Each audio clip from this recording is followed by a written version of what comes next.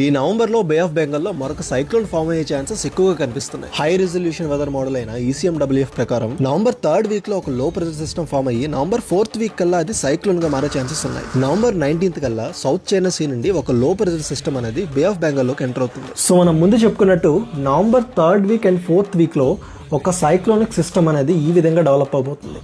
So as per ECMWF forecast ప్రకారం చూసినట్టయితే మనకి November 3rd and 4th week మధ్యలో ఆ ట్రాన్సిషన్ పీరియడ్లో ఒక సైక్లోన్ పాసిబిలిటీ బే ఆఫ్ బెంగాల్లో చూపిస్తుంది. నవంబర్ అండ్ అక్టోబర్ మంత్స్లో ఈ సైక్లోనిక్ యాక్టివిటీస్ అనేవి ఎక్కువగా బే ఆఫ్ బెంగాల్లో చూస్తుంటాం. సో యాజ్ ఆఫ్ నవ్ చూసినట్టయితే ఇది కంప్లీట్గా సైక్లోన్గా మారుతుందా లేదా డిప్రెషన్గానే మిగులుతుందా అనేది మనం ఇంకా చెప్పలేం. అయితే ఒకవేళ తుఫాను ఏర్పడితే ఇది ఏ రాష్ట్రం వైపు వస్తుంది అనేది ఇంకా మనం చెప్పలేం. As of now Tamil Nadu and ఆంధ్రప్రదేశ్కి ఎక్కువ ఛాన్సెస్ ఉన్నాయి. ఈ వెదర్ మోడల్స్ ఎప్పటికప్పుడు అప్డేట్ అవుతూ ఉంటాయి. ఈ సైక్లోన్ గురించి 100% ఇన్ఫర్మేషన్ ఇవ్వాలంటే it's too early to say. ఈ సైక్లోనిక్ ఫేవరబుల్ కండిషన్స్ వల్ల సౌత్ ఆంధ్రప్రదేశ్కి భారీ వర్షాలు కనిపిస్తున్నాయి.